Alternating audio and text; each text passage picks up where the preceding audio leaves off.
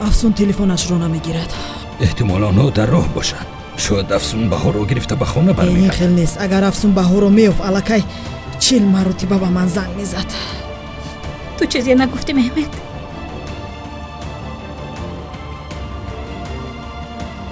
تماما خرسند نیستی؟ با من نگر. یا تو با افسون یگان ضرر رسوندی؟ راستش رو گویم نه اونقدر خوب است. شما گفتید که شبی در روز در زیر باران بوده است. حرارت بدنش هم بلند می شود. می تواند احوالش بهتر شود ولی می تواند که بدتر شود. انتظار می شویم. اپا من چیکار کنم؟ من مردم. اویلم پراکنده شد. نفهمیدم بهار در کجاست؟ او با کیپر برفت همراه آتش. از اونجا به شویتساریا میرفتم.